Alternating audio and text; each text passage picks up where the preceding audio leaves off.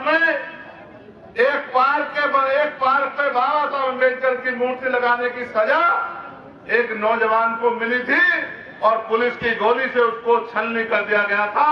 उसकी मां उसको अपने पल्लू में रख के रो रही थी और मीडिया से अपील कर रही थी कि भाई चंद्रशेखर आजाद तक संदेश पहुंचा दो कि मेरे बेटे को न्याय दिला दे।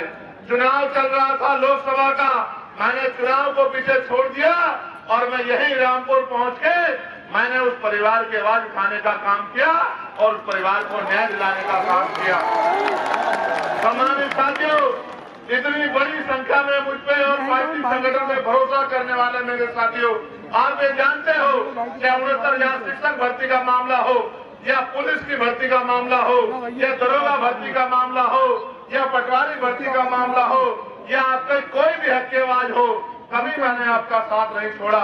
चाहे दिल्ली में गुरु घर टूटा हो या एनआरसी का आंदोलन हो, जब मुसलमान भाइयों को परेशान करने का काम किया गया और आपकी वोट लेने वाले नेता घरों में घुस गए, चाहे मौलाना कलीम सिद्दीकी का मामला हो, चाहे तबलीगी जमात का मामला हो, चाहे मौलाना 7 साल का मामला हो, चाहे नासिर जुनैद का मामला हो या अखलाक का मामला हो या पहलू का मामला हो या नजीर का मामला हो या कहीं भी कोई जुर्म हुआ हो। और अभी कुछ दिन पहले उत्तराखंड में चाहे वसीम की हत्या हो, जिस तरह का जुर्म बहराइच में हो रहा है, जिस तरह का जुर्म बुढ़ाना में हो रहा है, 37 MP जिनके बना दिए वो चद्दर तान के इसी में पड़ के सो रहे हैं और चंद्रशेखर आजाद सड़कों में आपकी लड़ाई लड़ रहा है। और कभी कोई शिकायत नहीं, कभी कोई शिकायत आपसे नहीं की है। और इच्छा यह है, सिर्फ इच्छा यह है कि जिस तरह इस देश के अमीरों को सुख सुविधा का जीवन मिल रहा है, इस प्रदेश के और देश के हर गरीब को सुख सुविधा का जीवन मिलना चाहिए। इच्छा सिर्फ इतनी है कि जिस तरह से अमीर अपने बच्चे को प्राइवेट स्कूल में अच्छी शिक्षा दिला पा रहा है, गरीब के बच्चे को भी अच्छी शिक्षा मिलनी चाहिए और गरीब के बच्चों को भी रोजगार की व्यवस्था होनी चाहिए। इच्छा यह है, ज्यादा इच्छा नहीं है। इच्छा यह है जिस तरह अमीर अपने बच्चों का और खुद का इलाज प्राइवेट हॉस्पिटल में करा के अपनी जिंदगी को बचा लेता है, गरीब को भी उतना अच्छा इलाज सरकारी हॉस्पिटल में बहुत कम पैसे में मिलना चाहिए।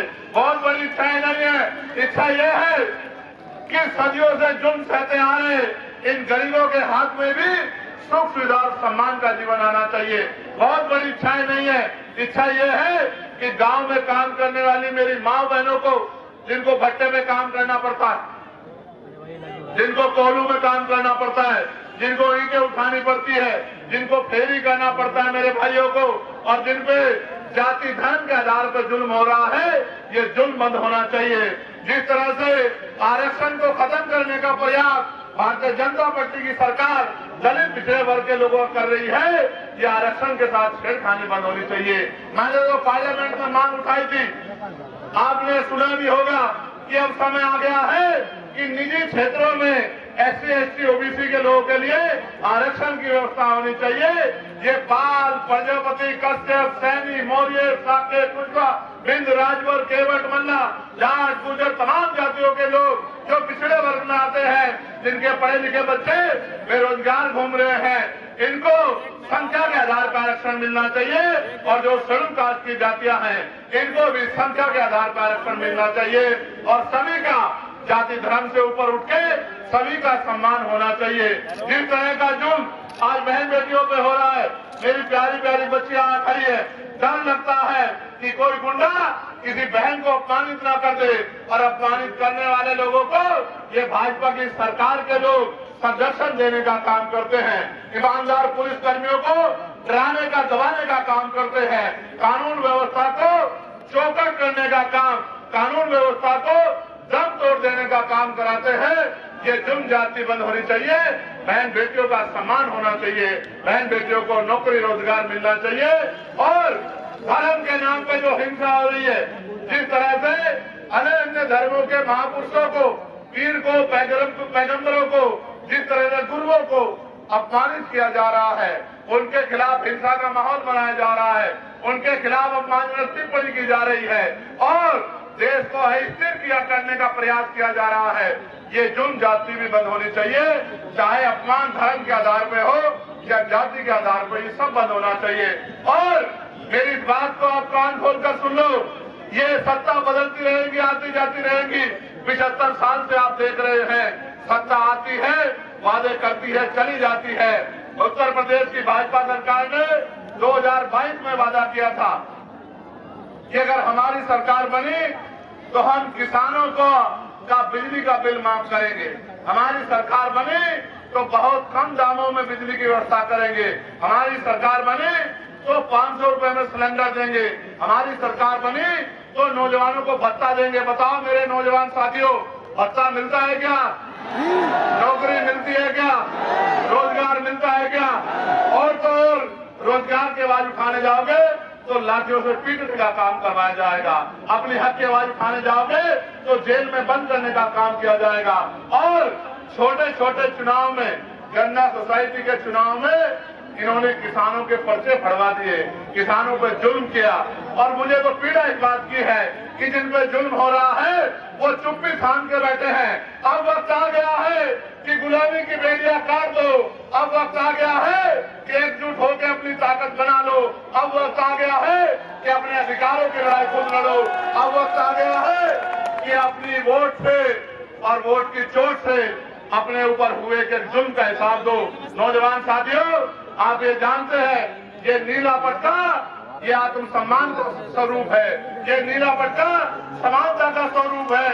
ये नीला पट्टा बाबा साहब अम्बेडकर का रूप है। इस नीले पट्टे वालों को तय करना होगा कि संविधान विरोधी ताकतों को जमींदोज हमें करना पड़ेगा, इनको धूल चटानी पड़ेगी और अपने हाथ में राजनीतिक व्यवस्था लेनी पड़ेगी। आज पुलिस के साथी यहाँ ड्यूटी कर रहे हैं, मैं इनके लिए भी चिंता करता हूँ। मैंने इनके लिए भी पार्लियामेंट में मांग उठाई कि इनको 8 घंटे की ड्यूटी इनको मिलनी चाहिए और सप्ताह में 1 दिन छुट्टी इनको मिलनी चाहिए। और बॉर्डर स्कीम से जो है, जिस तरह से इनको परिवारों से दूर रहना पड़ता है, तो बॉर्डर स्कीम भी खत्म होनी चाहिए। ये सरकार तो नहीं करेगी, लेकिन मैं पुलिस के साथियों को कहना चाहता कि आप चिंता मत करो, हमारे लोग मेहनत कर रहे हैं और आने वाला कल हमारा होगा, इन कमजोरों का होगा, गरीबों को होगा। आप देखना, आपकी मांगों को भी पूरा करने का काम हम लोग करेंगे। चाहे आशा बहनें हो, आंगनबाड़ी बहनें हो, भोजन माता हो, हमारे होमगार्ड के साथी हो, पीआरडी के साथी हो, ग्राम रोजगार सेवक हो, सबके वेतन वृद्धि की मांग मैंने पार्लियामेंट में उठाने का काम किया। और जो जो जुल्म हो रहा है, चाहे किसानों पे या पहलवान बेटियों पे, सबकी लड़ाई लड़ने का काम किया। लेकिन आज जिस तरह से दिल्ली में खड़े होके मैं आपके मुद्दों के लिए, आपके हकों के लिए लड़ रहा हूँ, असेंबली में एक आदमी मेरे पास नहीं है कि वो इस तरह से लखनऊ में मुख्यमंत्री से आंख मिला के आपकी लड़ाई लड़ने का काम करे, आपके लिए सवाल करने का काम करे, मुख्यमंत्री जवाब मांगने का काम करे। बुजुर्गी के मेरे साथियों, आप नहीं चाहते कि हमारी ताकत और बढ़नी चाहिए? बताओ, चाहते हैं नहीं चाहते हो? ये आपके हाथ में। मेरी एक आवाज पे आपने खड़े होके ताकत देने का काम किया है। मैं आपको वचन देके कहता हूँ, इन जुल्म करने वालों को भागने की जगह भी नहीं मिलेगी। मेरी बात को आप याद रखना। अगर आपने ताकत बना ली, आज जो जुल्म कर रहे हैं ये पिंजरों में जाके बैठ जाएंगे। आज जो गरीबों की खाल उधेड़ रहे हैं, ये अपनी खाल की रक्षा करते घूमेंगे अगर आपने समझदारी दिखा दी। ये जो नौजवान यहाँ खड़ा है, मैं इनको कहना चाहता हूँ, जाओ यहाँ से, निकलो सभा से और गली गली जाके लोगों को जोड़ने का काम करो, लोगों को साथ लाने का काम करो, भाईचारा बनाने का काम करो।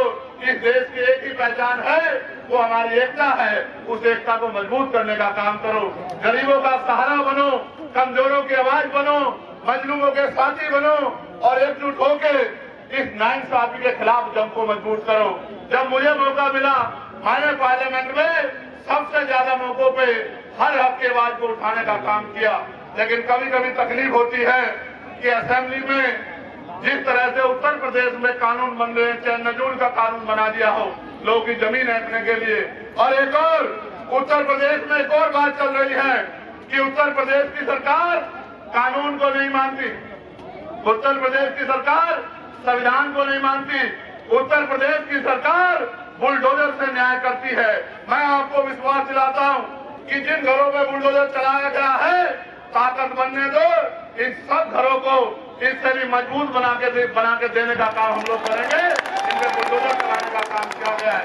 और इन सरकारों ने नहीं दिए, आत्मसम्मान का जीवन नहीं दिया, लेकिन रोज कहीं ना कहीं जबरदस्ती गरीबों के, दलितों के, पिछड़ों के, मुसलमानों के घरों को लूटने के लिए, उनको ढाने के लिए नए नए इनके पास ऑर्डर आ जाते हैं। अभी यहाँ संभल में 90 परिवारों को जो 50 साल से ज्यादा समय से रह रहे थे बहजोई में, उनके घर जो है तोड़ दिए, सील लगा दिए। आप ये बताओ, सरकार गरीबों को घर देती है, गरीबों के घर तोड़ती है, बताओ। लेकिन आज की सरकार तो गरीबों से उनका घर छीन रही है। इसका मतलब ये सरकार गरीबों की सरकार नहीं है, ये पैसे वालों की सरकार है। इन पैसे वालों की सरकार के कुंडे बंद करने का समय आ गया है और आप पे मौका है, औरों को नहीं मिला। उत्तर प्रदेश के बहुत सारे लोगों को ये मौका 2027 में मिलेगा, लेकिन आपको ये मौका 2024 में मिल गया है। जो कारनामा नगीना के लोगों ने करके दिखाया, वो कारनामा आप भी दोहरा सकते हो। नगीना में मुझे हराने के लिए इन्होंने एडी चोटी का जोर लगा लिया। चाहे एनडीए अलायंस के लोग हो या इंडिया अलायंस के लोग हो, सब लोगों ने पूरी ताकत लगाई। क्यों? वो बीजेपी से नहीं लड़ रहे थे, वो लड़ रहे थे चंद्रशेखर आजाद से, क्योंकि वो जानते हैं कि जो चंद्रशेखर आजाद 1 साल पहले कुछ भी नहीं था, तब भी अपने साथियों के साथ जुर्म को रोकने के लिए मैदान में रहता था, सड़कों में रहता था।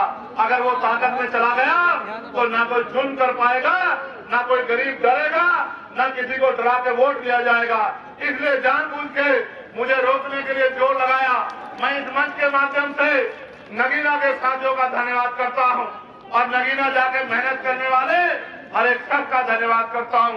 और जो वादा विश्वास उन्होंने मुझ पर दिखाया था, मैं वचन देता हूं, मेरे खून का एक कतरा हमेशा उनके लिए समर्पित रहेगा और जब तक मैं जीऊंगा उनकी लड़ाई को मैं हर पटल पे लड़ने का काम करूंगा, उनकी ताकत बनाने का काम करूंगा। मैं आपको भी कहता हूं, यहाँ बड़े बड़े नेता आएंगे, बड़े बड़े कुर्ते वाले आएंगे, बहुत बड़े बड़े नाम वाले आएंगे और वो सब आपको ये कहेंगे कि भाई ऐसा मत करो, वैसा मत करो। लेकिन आप बताओ, क्या इस सीट से उत्तर प्रदेश की सरकार बदल जाएगी? क्या इस सीट से उत्तर प्रदेश की सरकार बन जाएगी? न बन सकती, न गिर सकती। लेकिन एक काम जरूर होगा, जो लोग आपको अपना गुलाम समझते हैं, उनको ये सबक जरूर लग जाएगा कि अगर इनसे वोट लोगे और इनका काम नहीं करोगे तो ये अपना फैसला भी बदल सकते हैं, ये किसी और को भी ताकत दे सकते हैं। मैं तो आपसे कह रहा हूं, आपको वोट डालनी है, मेरी 2 बातों पे गौर कर लो। पहली ये कि ये मत सोचो कि चांद बाबू लड़ रहा है, ये सोचो कि हम खुद चुनाव लड़ रहे हैं। ये सोचो कि हम खुद चुनाव लड़ रहे हैं और इसलिए लड़ रहे हैं कि हमें ताकत चाहिए इन गरीबों के आंसू पूछने के लिए, इन पे होने वाले जुल्म को रोकने के लिए, अपने भाइयों को रोजगार देने के लिए, अपने टूटे हुए कच्चे मकानों को पक्के बनाने के लिए और अपनी हिस्सेदारी के लिए। इस बात को सोच के मैदान में उतरो। हम बाबा साहब के सिपाही हैं। बाबा साहब ने कहा था कि ये वोट हमारा हथियार है और हथियार का प्रयोग समझदारी से करना चाहिए। अगर हथियार का प्रयोग समझदारी से नहीं किया तो आपको नुकसान होता है। 2 धारी तलवार है। अगर आपने जिम्मेदारी से, समझदारी से मेहनत करके वोट दी तो हाजी चांद बाबू जीतेंगे और आपकी ताकत बनेगी। और गलती से आपने किसी और को वोट दी तो वो जीते हारे, लेकिन आपकी ताकत नहीं बनेगी। क्योंकि आप पे जब जुल्म होता है तो कोई आता है आपके गली में, आपके घर में पूछने के लिए कि क्या हाल है बताओ। आज जो जुल्म हो रहा है कोई पूछने आता है क्या?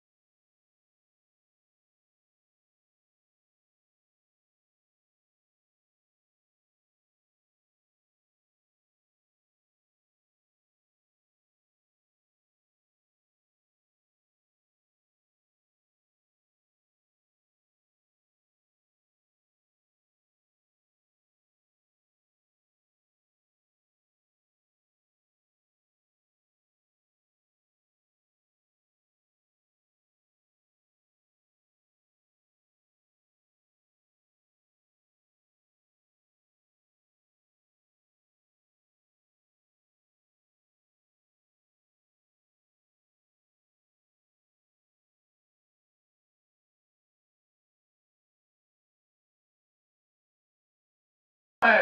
एक एक वोट को तैयार करना है और 13 तारीख को जब वोट पड़ेगा एक एक वोट को बूथ तक पहुंचाना है और साबित करना है कि आपका मुकाबला कोई भाजपा कर नहीं सकती। आपका मुकाबला अगर कर सकते हो तो आप, और आप अगर आपको कोई रोक सकते हो तो आप अगर ठान लोगे तो आपको कोई नहीं रोक सकता। इसलिए मैं आपसे कहना चाहता हूं कि अभी से कमर कस लो और जो परिवार बेघर करने की तैयारी संभल में की जा रही है, कल हमारी टीम उन परिवारों से मिलने जाएगी और अगर उनके साथ जुल्म करने का काम किया सरकार ने तो इस सरकार की ईंट से ईंट बजाने का काम हम लोग करेंगे। हम लोग चैन से नहीं बैठेंगे। मैं आपको ये भी कहना चाहता हूँ, लोकल क्षेत्र यहाँ के मेरे सामने आई है। रामगंगा नदी बरसात में ओवरफ्लो होने के कारण किसानों की फसलों को नुकसान होता है हर वर्ष और उनको मुआवजा भी नहीं मिलता। मैं आपको विश्वास दिलाता हूँ कि इस बार रामगंगा नदी ओवरफ्लो नहीं होगी और न ही वो किसानों की फसलों को नुकसान करेगी। आप अपने वोट का फैसला आजाद समाज पार्टी के पक्ष में रखना, अधिकारियों को वहां ले जाके उस परेशानी को हल करने का काम चंद्रशेखर आजाद कराएगा, ये मैं आपको विश्वास दिलाता हूँ। गागन नदी, जेतिया, फिरोजपुर, मल्लूपुरा में पुलिया की व्यवस्था नहीं है, जिनकी वजह से लोगों को आने जाने में काफी मुश्किल का सामना करना पड़ता है। ये छोटी समस्याएं हैं, लेकिन मैं इसलिए आपका कह रहा हूँ कि आपके नेताओं को सोचना चाहिए नहीं पाए और लोगों की परेशानियां भी हल नहीं कर पाए। दोनों ब्लॉक कुंदरकी व मुंडा पांडे में अस्पताल की व्यवस्था बहुत खराब है। वहां अस्पताल तो है लेकिन अस्पताल ना होने के बराबर है।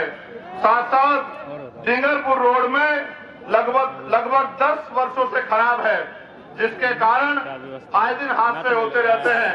हर वक्त कई लोगों की मौत होती है। तो आप ये महसूस करो, जिनको आपके मरने से फर्क नहीं पड़ता उनको आपके रोटी रोजगार की चिंता होगी क्या? तो फिर आप समझो कि ये कुर्सी में बैठे लोग आपके नहीं हैं। और आधार कार्ड संशोधन के लिए मुरादाबाद में बहुत लंबी लंबी लाइनें लगती हैं। दोनों ब्लॉक कुंदरकी और मुंडा पांडे में आधार सेंटर होना चाहिए। ये मैं विधायक जी से कहूंगा कि जनता आपको मौका देगी, 2 नहीं 200 सेंटर भी क्षेत्र में बनवा देना कि यहाँ की जनता को परेशानी ना हो। अब मैं आपसे कहना चाहता हूँ कि आप चाहते हो कि मुझे आपकी सेवा करने का मौका मिले, हाथ उठा के बताओ। जब आप अपनी उंगली से ये फैसला कर दो कि चंद्रशेखर आजाद के हाथों को मजबूत करना है, उसको कमजोर नहीं छोड़ना, उसको इतनी ताकत देनी है कि वो कलम से हमारी जिंदगी के फैसले लिख सके, गरीबों को दिला सके। मेरी तरफ गौर से देखो, बताओ तुम में और मुझ में कुछ अलग अलग है क्या? तुम और मैं एक जैसे हालात से आए निकल के, आप मेहनत करके अपने खून पसीने का 1 रुपया लगा के मुझे जिताकर लोकसभा भेजने का काम किया। लेकिन जब से मैं लोकसभा गया हूँ, बता 16 महीने जेल काटी। याद है नहीं याद है आपको? क्या मेरे घर का झगड़ा था? मैंने दिल्ली में 2 बार तिहाड़ काटी। एक बार जब गुरुघर टूट गया था तब, और दूसरी बार एनआरसी में, जब इस प्रदेश का नहीं पूरे देश का मुसलमान अपने आप को तना अकेला महसूस कर रहा था और जिनको वोट देता था वो फोन भी नहीं उठाते थे, दरवाजे भी खोलते थे। जब सब लोग, और उसमें भी माए बहनें सड़कों पे बैठी थी इस उम्मीद से कि कोई उनकी आवाज बनेगा, कभी अकेला चंद्रशेखर आजाद और भीम आर्मी थी जिसने सड़कों को नीला करके ये विश्वास दिलाने का काम किया था कि आप अकेले नहीं हो, हम सब लोग आपके साथ। आपको याद होगा जब किसान आंदोलन कर रहे थे, उन किसानों के लिए 13 महीने सड़कों पे हमने खून पसीना बहाने का काम किया। आपको याद होगा जब पहलवान बेटियां इस भाजपा सरकार से लड़के वहां जंतर मंतर पे आंदोलन कर रही थी, तो उनकी आवाज उठाने के लिए आपका यही बेटा चंद्रशेखर आजाद, आपका भाई मैदान में खड़ा था। आपको याद होगा कि जब मैंने 4 गोलियां खाई, याद है नहीं याद है? मैं भी जब तक चैन से नहीं बैठूंगा जब तक मेरी हर माँ बहन ये महसूस ना करे कि वो इस देश में इज्जत की जिंदगी और सुख सुविधाओं की जिंदगी प्राप्त कर चुकी है, तब तक मैं चैन से नहीं बैठूंगा। जब तक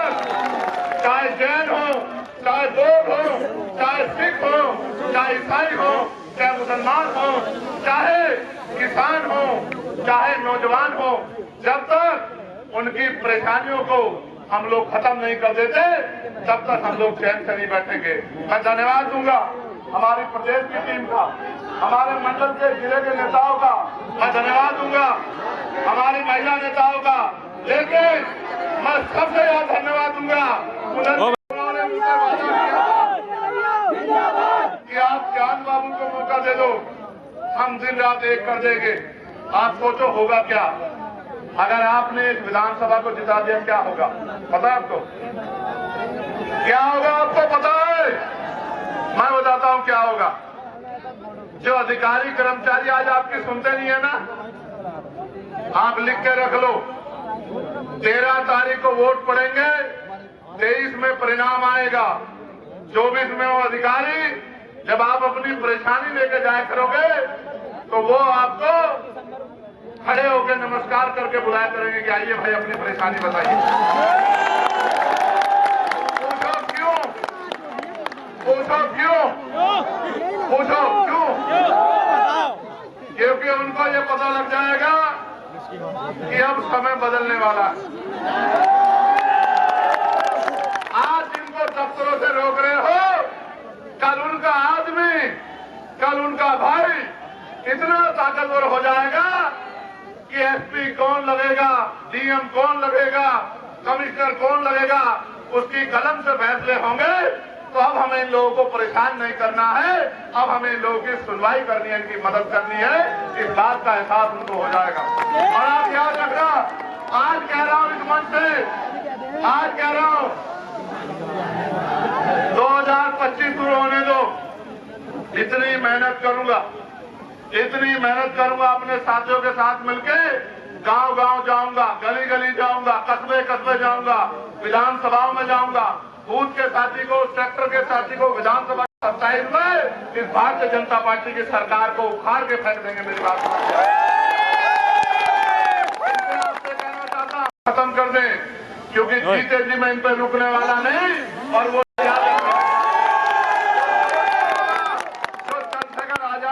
रास्ते को रोक दे, लेकिन मेरी ताकत तो आप ही हो, मेरे पास आपके अलावा क्या है?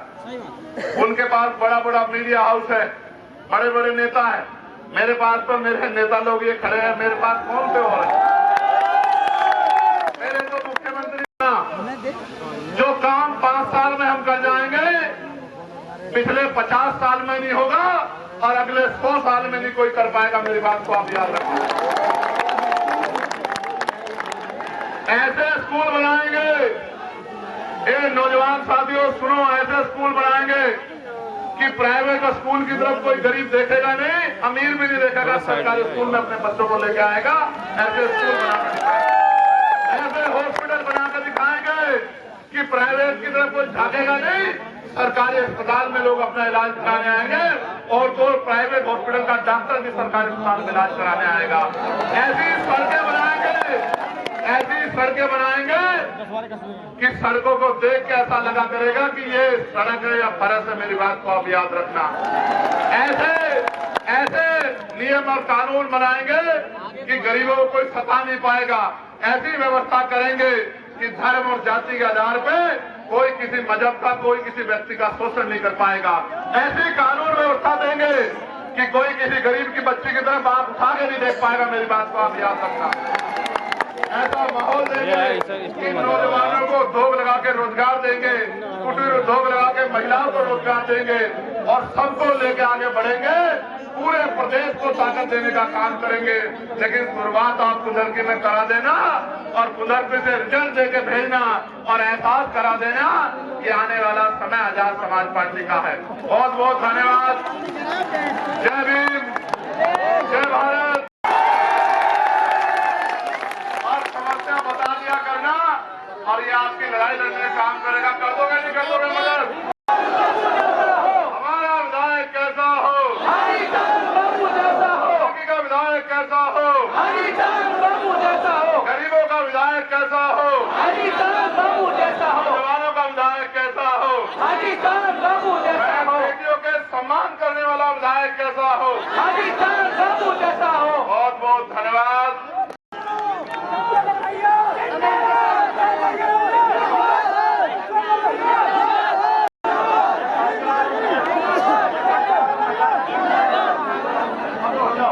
भैया आप संघर्ष करो, भैया आप संघर्ष करो, भैया आप संघर्ष करो, भैया आप संघर्ष करो।